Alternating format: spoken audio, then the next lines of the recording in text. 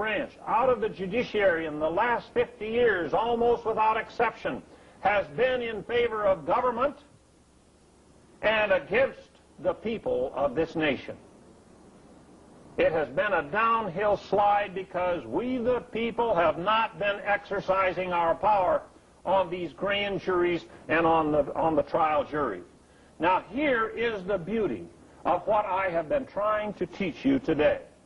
If that grand jury does not function, and if they indict Mr. A, he goes to trial in that courtroom, and if we can reach just one person out of every 20 in this country with this message, I'm not talking about meeting or reaching a majority of the people like a democracy, where we have to try to change the people, the faces in the Congress or in the Senate and in the White House.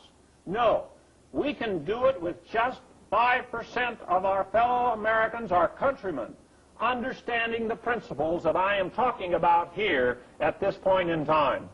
Because all we need on this jury over here, this petit jury, is just one informed American. And it's a strange thing about that one informed American. They've got a stronger backbone. They've got a harder head. And not only that, but they have a concern for their country and their countrymen, and they will carry that over into the deliberations in that deliberation room after they take the case and go back to come to their decision. Back in 1980, in February of 1980, we had a trial in Great Falls, Montana. The IRS had managed to get an indictment against a farmer. They had him with 3 felony counts being tried for tax evasion. They had set this man up like a pigeon. He didn't have a chance.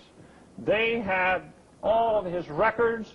They had gone to great extremes to set up a case that was just absolutely airtight for them. They went through that trial, and the jury took that case about 3 o'clock of an afternoon. They deliberated until late in the evening. I had not been able to attend the trial. I was 220 or 30 miles away, and I was staying very close to my telephone, waiting for the news. The IRS, during the trial, during the evidence, had admitted that they had tried to make this farmer commit suicide. I had spent about 2 hours with this man in the restaurant of the Holiday Inn in Great Falls, Montana one day, explaining to him why he dared not to commit suicide. If it hadn't been for his friends and his family, his neighbors just literally hanging on to him, there would not have been a trial. The IRS would have ended up with everything that he had, including his farm. That's what they wanted. And that jury went out, and I didn't hear anything. That jury deliberated late into the evening, and then they came back the next day and all day long. And I stayed close to my phone. I knew. We had been running those television across the state of Montana, explaining basically what I'm explaining to you today. About 5 o'clock, I got that phone call. The jury just came out. Not guilty on all 3 counts. The young prosecutor threw a tantrum in the courtroom. He said, "How could you come out with such a verdict?" Well, we found out. The first vote in the jury room was 11-1 for conviction. A little gray-haired grandmother had voted not guilty. I can just visualize those other 11 on the jury turning to that little gray-haired grandmother and saying, "Lady, what in the world is the matter with you? This guy violated the law." He had violated the lower law. But it just so happens this lower law is not good law. It is not valid law. It is law that needs to be trash canned. And that little gray-haired grandmother, she started talking. And right away, one of the other ladies on the jury said, "Yeah, I heard about that. I heard about that." And so the next vote was 10-2. And when that jury came out, it was 12 votes not guilty on all counts. We don't have to have this absolutely impossible majority that it takes to control the Congress to get rid of that bad law.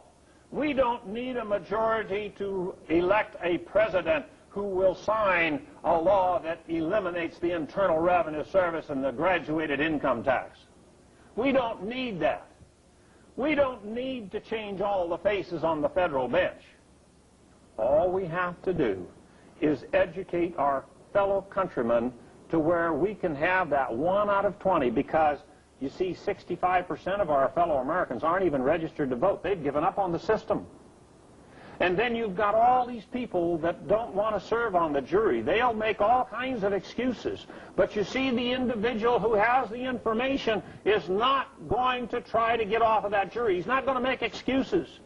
That individual who has the information is going to put on a blank face. He's going to go into that courtroom determined to get on that jury. He is not going to say anything or do anything that would jeopardize his opportunity to be on that jury. Here about 3 years ago, we had a very critical case. The government wanted to prosecute a very high-profile tax protester. They had him charged with about 8 different indictments. That trial went on for several days. Then it went to the jury, and the jury went through a day of deliberations. Then they went through another day. Then they went through another day, and they finally came out not guilty on all counts. We found out we had a retired military man who came to that courthouse on that trial date. He was noticed that he was to be on the jury panel, and he said, "I was determined to get on that jury." And he was able to get on that jury. And he informed the other 11, and they came out not guilty on all counts. This is what we need to see in this country. This is what we're going to have to see in this country if we want to solve the Federal Reserve Bank problem. All of these different problems that are confronting us, the different agencies, OSHA, all the rest of them. This is how we are going to have to do it. And we're going to have to put ourselves up here at that position, in this position where we can use our votes to turn the system around.